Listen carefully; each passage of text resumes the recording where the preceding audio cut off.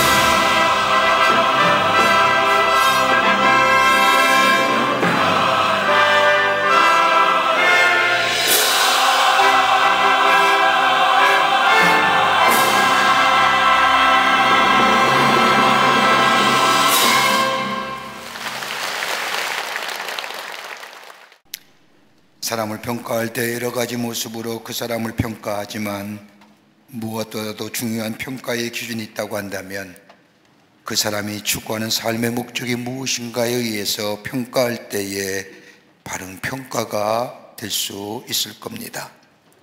삶의 목적이 분명할 때 그 삶에 열정이 있고, 삶의 목적이 분명할 때에 그 삶의 여정이 힘이 든다고 할지라도 넉넉히 감당할 뿐만 아니라 즐거움으로 그 목적한 길을 걸어가기 때문입니다. 60년대, 70년대를 풍미했던 여배우를 말한다고 한다면 우리는 잘 알고 있는 마릴린 먼로를 얘기할 수 있을 겁니다. 여러분이 아시는 대로 스스로 목숨을 끊어 생을 마감한 배우입니다.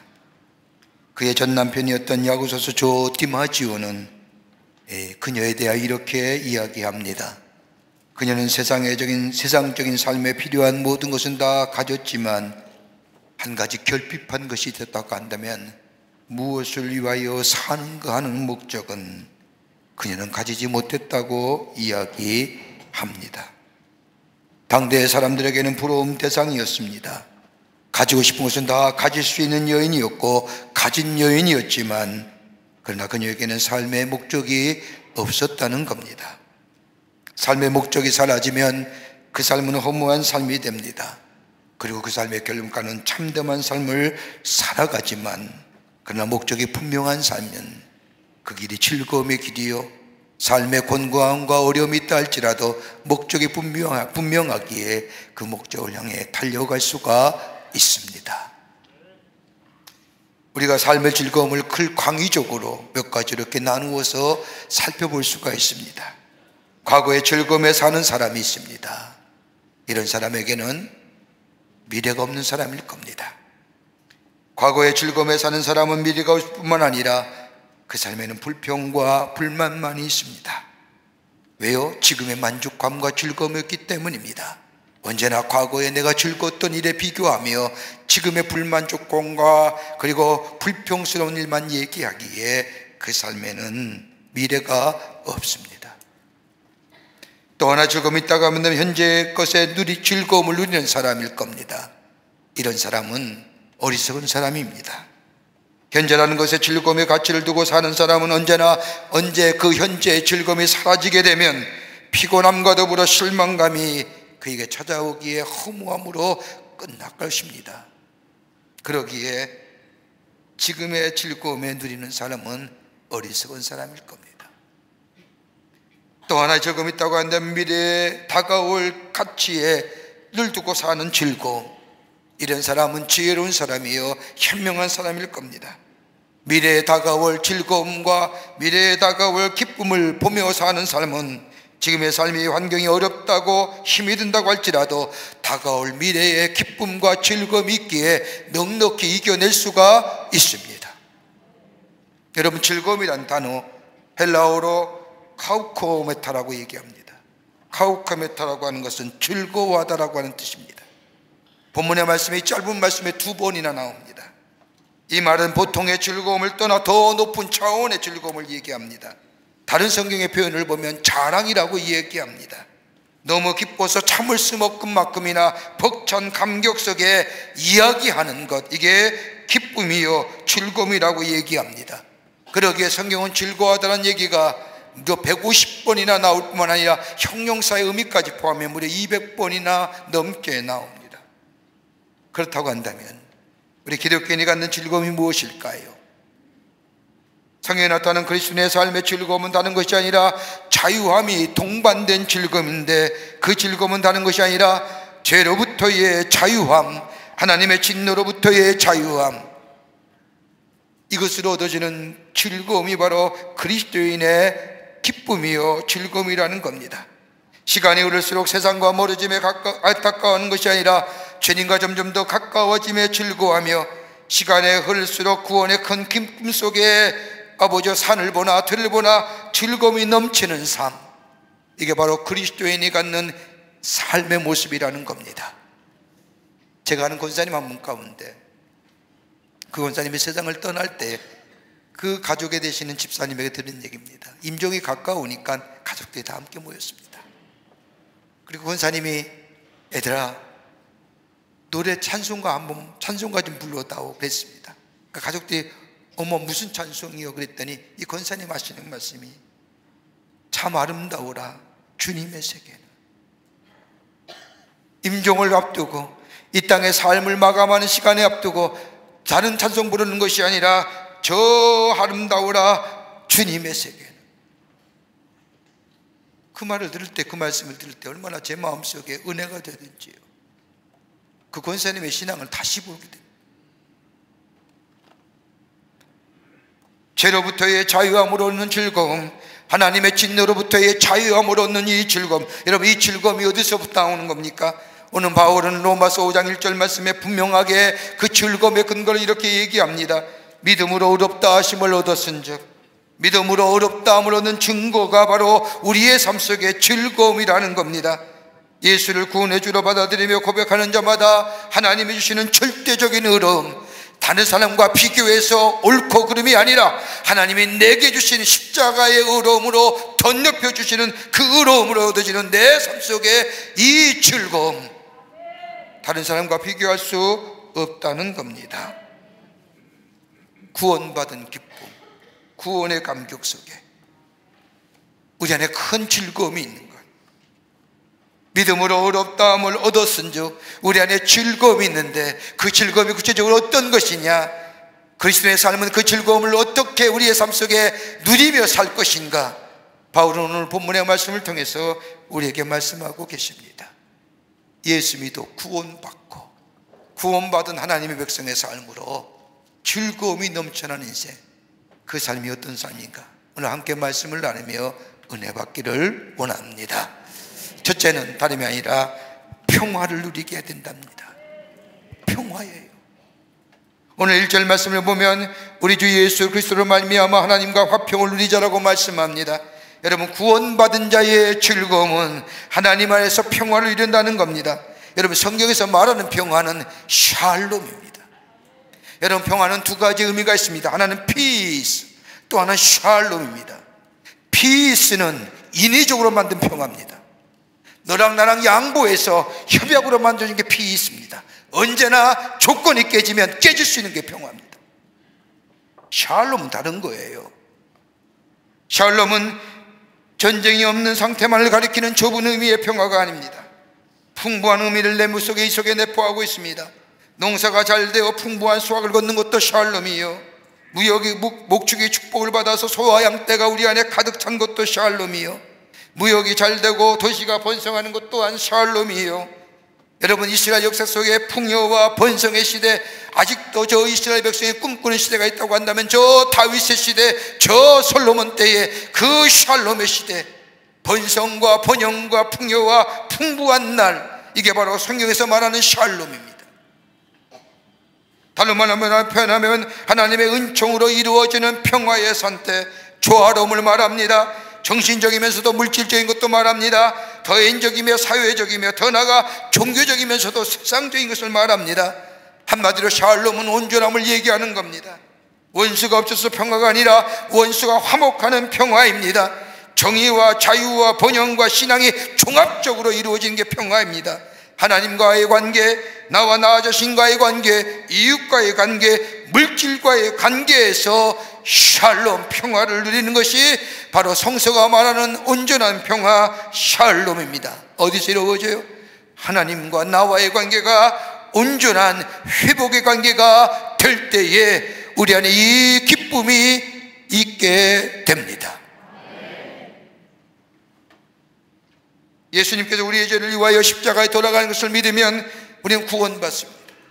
구원받았다는 것은 단순히 영적인 차원에서만 구원이 아니라 우리의 심령이 달라집니다.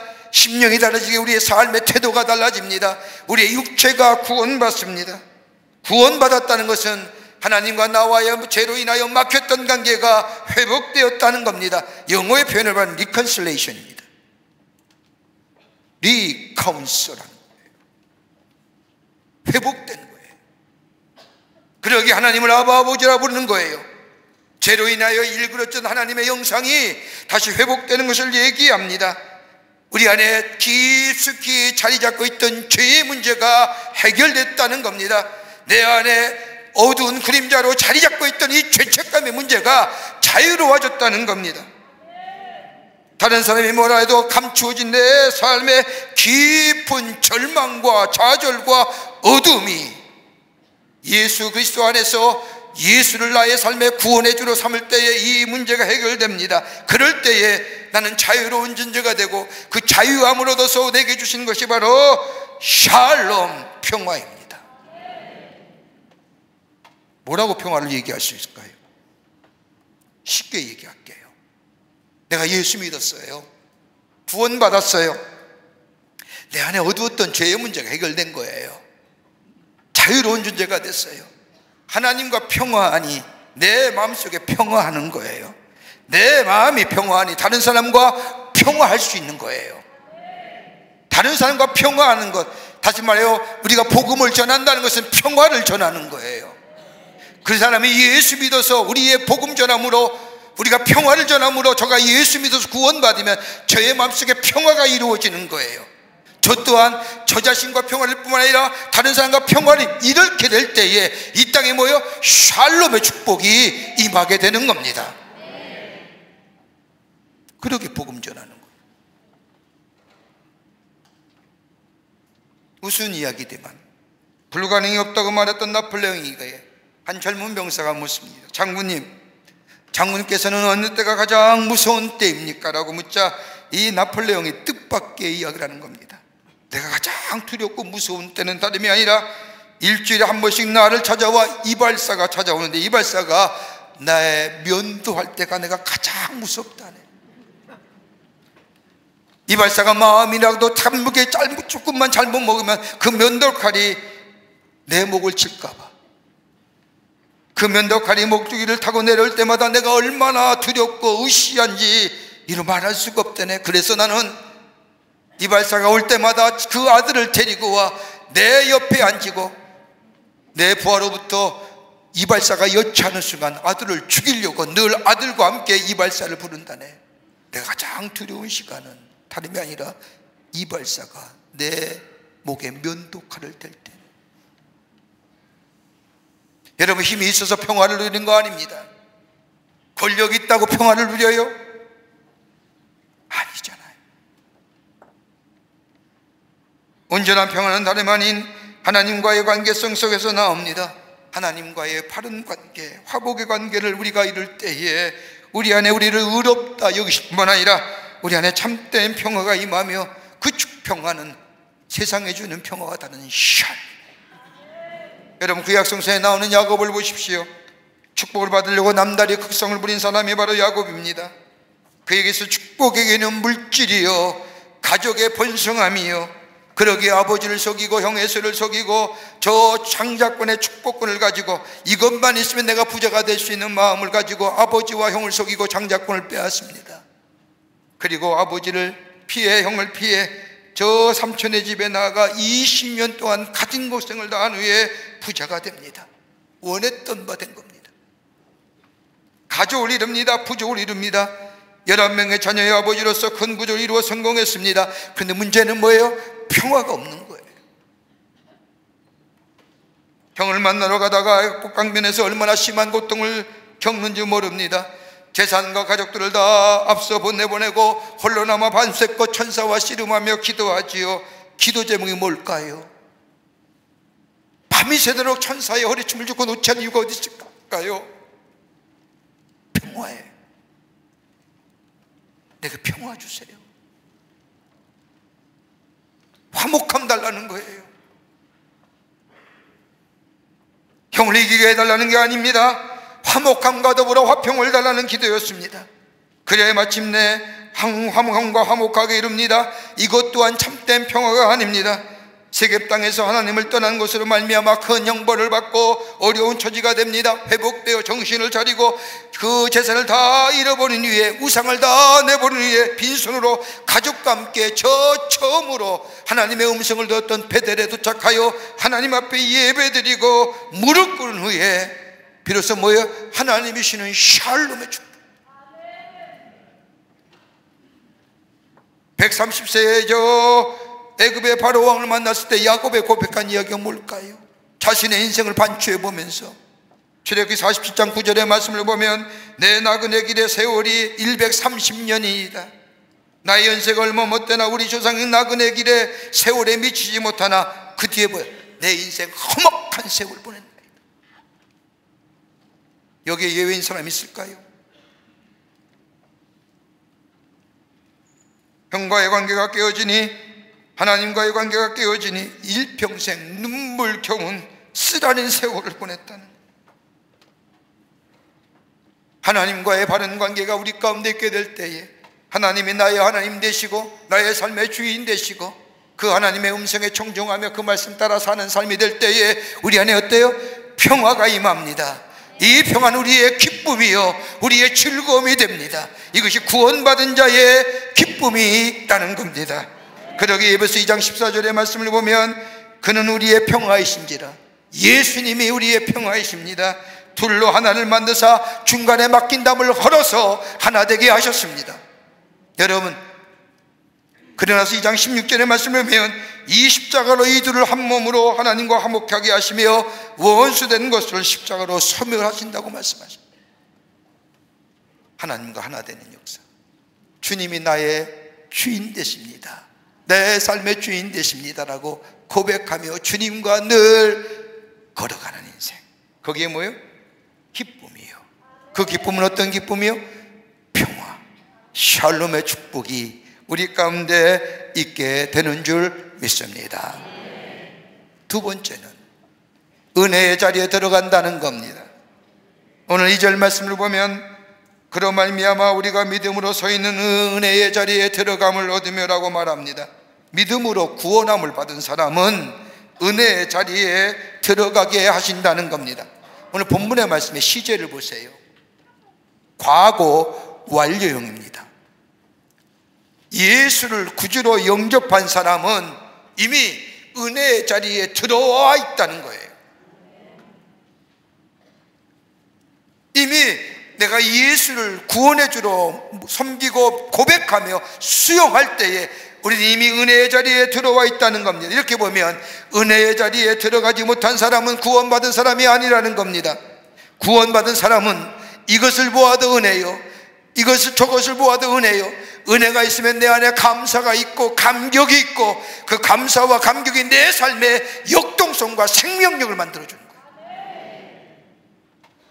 다른 것으로 내 안에 생명의 역사, 역동성의 역사가 일어나는 거 아니라 은혜를 알고 은혜로 인하여 내 안에 감사와 감격이, 은혜 알면 감사와 감격이 있잖아요. 그러기에 예수 믿으면 마음의 평화가 있습니다.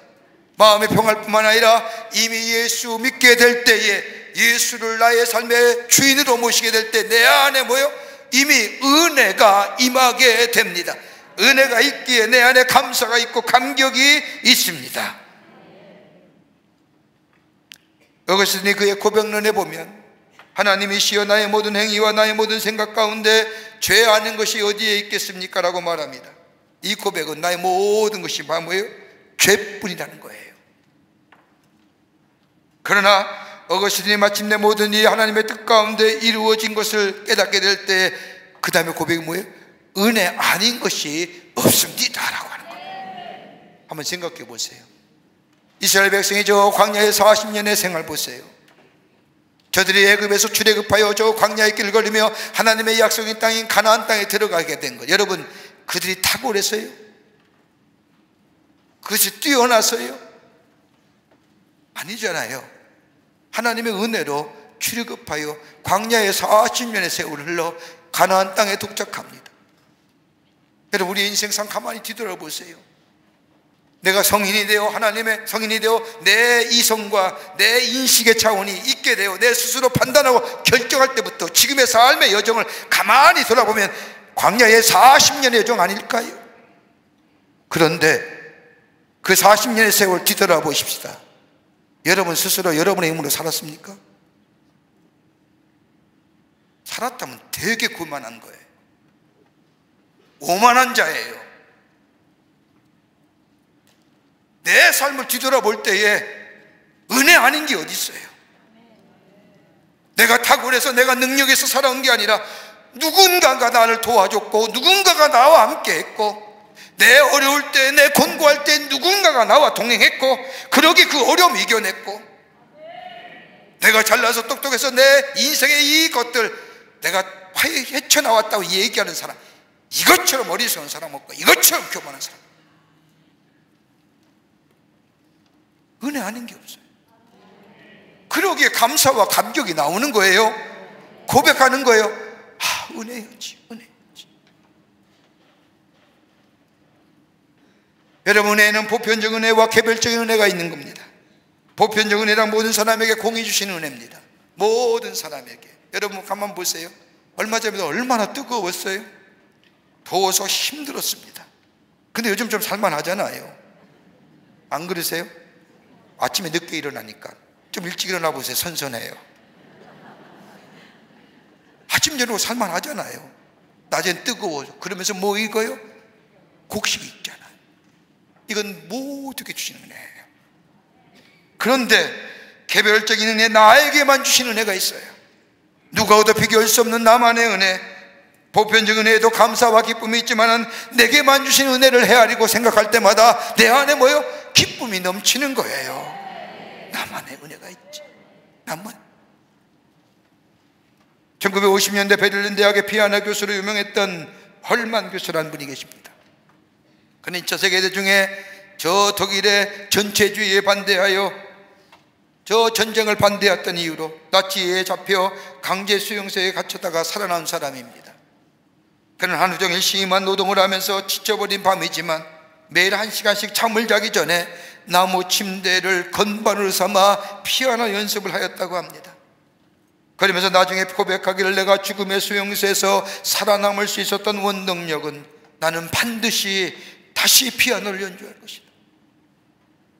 이 소망, 이 생동감 있는 꿈, 이것이 나로 하여금 살게 하였다고 고백합니다. 그러면서 말하기를, 내가 기억하고 있던 피아노의 곡목들은 한없이 반복했으며 저 수용소 연주장에서 밤마다 공연되었다. 소리는 들리지 않았으나 나의 소망의 귀에는 내가 연주하는 아름다운 곡들이 내 귀에 쟁쟁이 울리고 있었다.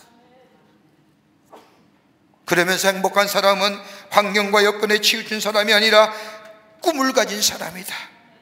근데 내게 꿈을 주신 것은 다름이 아니라 하나님의 은혜다 라고.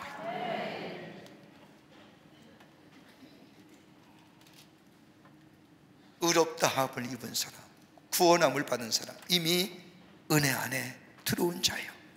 그러기에 은혜가 있기에 내 안에 감사와 감격이 있어.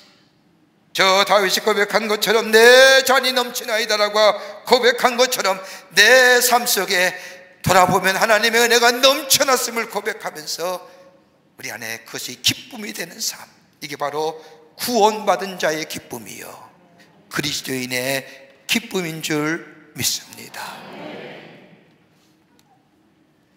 끝으로 하나님의 영광을 위해 살아가는 겁니다. 2절 후반부의 말씀을 보십시오. 하나님의 영광을 바라보며 즐거워하느니라. 구원의 기쁨 속에 누리는 즐거움은 다름이 아니라 하나님의 영광을 위하여 기쁘고 즐겁게 적극적으로 살아가는 겁니다. 여러분, 2절 후반부에 하나님의 영광을 바라며 즐거워하느니라고 하니 이 말씀은 두 구절로 나누어집니다. 하나는 하나님의 영광을 바라보고 또 하나는 뭐예요? 즐거워하느니라. 그 뒤에 로마 3장 23절의 말씀을 보면 모든 사람의 죄를 범하였으며 하나님의 영광에 이르지 못하더니라고 말합니다. 우리는 전에는 하나님의 영광에 도달할 수 없는 사람이었습니다. 이전에 하나님의 영광을 바라고 즐거워하는 것 아니었습니다. 그런데 내가 믿음으로 의롭다 하니 내 삶의 지향점이 달라진 거예요. 어떤 거요? 내가 예수 알기 전에 내 삶에 잘 살고 잘 먹고 풍요와 번영의 삶이 내 삶의 가치였어요. 그런데 이제는 아니라는 거예요.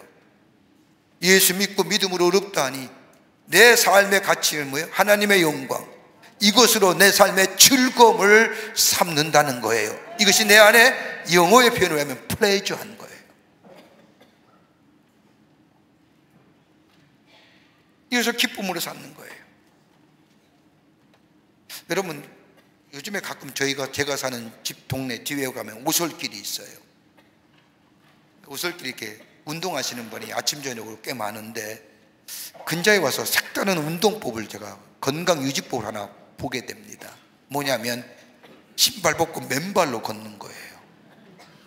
이게 어디서 보니까 방송에 났다는 거예요. 그랬더니 아침 저녁으로 신발 벗고 맨발로 걷는 분들이 꽤 많아요. 근데 제 눈에 띄는 게 하나 있어요. 대부분이 다 나이 많은 분들이에요. 연세가 계신 분들이 신발을 벗고 맨발로 걷습니다. 근데 저는 그걸 볼 때마다 의문이 하나 있었어요. 왜 저렇게 할까? 근데 어느 날 제 마음속에 그런 생각이에요. 맨발 벗고 신발을 벗고 맨발로 걷는 뭐예요? 건강하기 위해서. 하나 더 차원이 있다고 한다면 오래 살기 위해서, 병들지 않고. 이거에 다른 답이 있을까요? 그러니까 건강해서 오래 사는 거예요. 그게 세상 사람의 가치예요. 세상 기준이고요. 그런데 그리스도의 삶은 다르잖아요. 그보다 더 뭐예요? 한 차원 높잖아요. 하나님의 영광을 바라고 그 영광에 뭐 하느라? 즐거워하느니라. 차원이 다른 거예요. 저는 예수 믿는 사람은요, 차원 높은 인생 사는 거예요. 땅의 가치와 땅의 것에 가치를 두는 게 아니라 하늘의 가치를 두고 사는 거예요. 땅의 저 제한적이고 한정적인 가치에 인생을 거는 것이 아니라 저 영원성의 가치를 두는 거예요. 오늘도 아름다운 찬송, 우리 성가대 얼마나 귀한 찬송이에요. 들을 때마다 은혜가 되잖아요. 여러분, 하나님이 주신 내게 귀한 이 노래의 기쁨, 노래하는 은사, 노래방에 가서 소리 꽥꽥 지르지 아니하고 이 자리에 와서 찬송하는 거 얼마나 귀한 거예요. 뭘 바라요? 하나님의 영광을 바라고 즐거워하는 거 아니에요. 이게 구원받은 자의 기쁨. 미국의 한 기독교 계통의 조사연구소에서 교회에 나가지 못한 이유를 조사했답니다. 조사해봤더니 4가지의 결과가 나온 거예요. 하나는 먹고 살기 바빠서, 두 번째 못 나가는 이유 아이들 때문에, 세 번째 못 나가는 이유 하루 쉬어야 하니까, 네 번째 못 나가는 이유 이게 좀 우스워요. 교회에 나가면 보기 싫은 인간들이 많아서. 저는 이 대목에 좀 생각해 보여요. 교회 나가서 보기 싫은 인간이 많으면 그 사람이 너도 보기 싫어하는 거예요. 나만 보기 싫어하는 게 아니라 보기 싫어하는 사람이 너도 보기 싫어하는 거예요. 근데 여러분 가만히 보세요. 이러한 이유들을 보면 먹고 살기 바쁘다는 것은 기본 생존권을 위해서 문제가 아니라, 먹고 살기 바쁘다는 것은요, 기본의 생존권의 문제가 아니에요. 뭐예요? 좀 더 벌기 위한 거예요.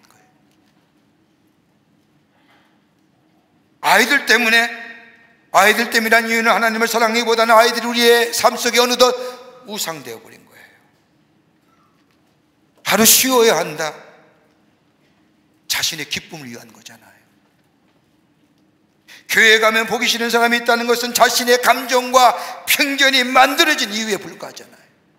철저하게 뭐예요? 자기중심이에요.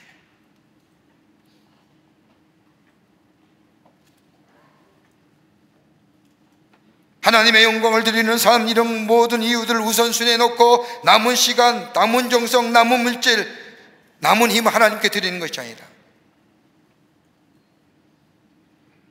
하나님을 우선순위로 사는 삶, 이게 바로 그리스도인의 삶이에요.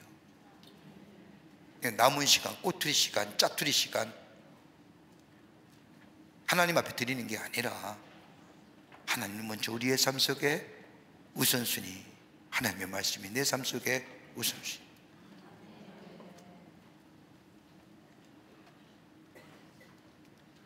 (1808년) 악성 하이든이 죽기 1년 전입니다. 그의 오라토리오 창조가 비엔나에서 연주된 때입니다. 나이가 들어 몹시 늙고 쇠약한 하이든이 휠체어에 실려서 그 음악회에 참석하게 됩니다. 감격스러운 연주가 끝나자 연주자 일동과 청중들이 모두가 일어나 하이든이 있는 발코니를 향하여 박수와 환호를 보냅니다. 이러한 청중들의 박수와 환호에 하이든은 몹시 당황한 빛으로 손을 흔들면서 내가 아니요, 내가 아니요, 빛을 만드신 하나님 앞에 영광을 돌리시고, 그렇게 말하며 휠체어에서 상반선을 일으키다가 그만 앞으로 꼬꾸라집니다. 주변의 사람들이 즉시 하이든을 병원으로 데리고 가는 중에서도 하이든은 계속 입에서 아니요, 내가 아니요, 하나님 앞에 영광을 돌리시오. 우리 다 구원받은 백성입니다. 믿으십니까? 의롭다함을 여김을 받은 백성입니다. 우리 안에 즐거움이 뭘까요? 구원받은 감격입니다. 구원이 우리 가운데 임하게 될 때 우리 안에 뭐가요? 평화가 임했습니다. 은혜가 임했습니다. 감사와 감격이 넘쳐난 삶 됩니다. 내 삶의 역동성과 생명력이 다시금 살아났습니다. 그래서 내 삶의 가치와 목표가 달라진 겁니다. 누구요? 하나님을 위해서. 그 하나님의 영광을 위해서 사는 그것이 내 삶 속에 즐거움이 되는 겁니다. 이 구원의 은혜 안에서, 구원의 기쁨 속에서, 구원을 받은 감격 속에서 이 기쁨을 누리시는, 그리고 하나님을 영화롭게 하며 내 삶의 자리에서 내가 어떤 존재인가를, 난 하나님의 사람입니다, 나는 구원받은 사람입니다, 내 삶의 존재를 드러내며 하나님의 영광을 위해 사는 삶. 여러분, 이거에 신앙의 영적인 면이 우선이 될 때에 우리의 윤리와 도덕이 발휘되는 거예요.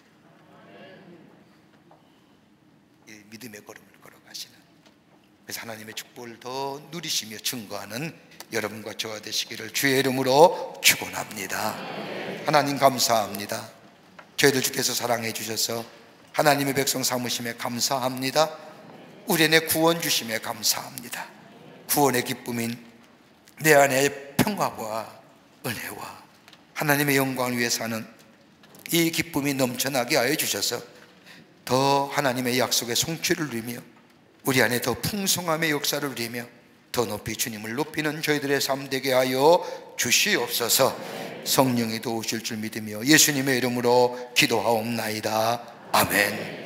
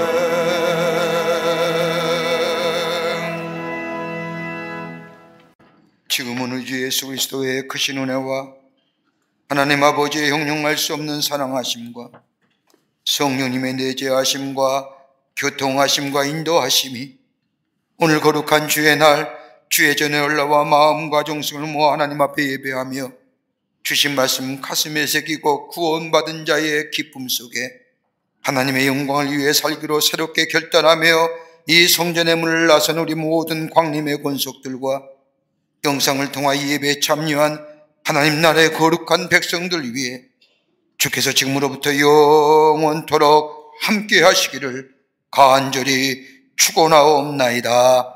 아멘. 조신 하나님,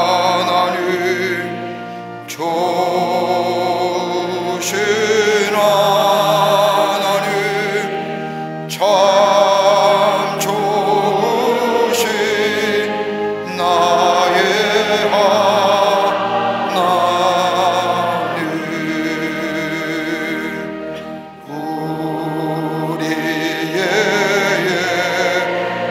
은혜를 받으리라.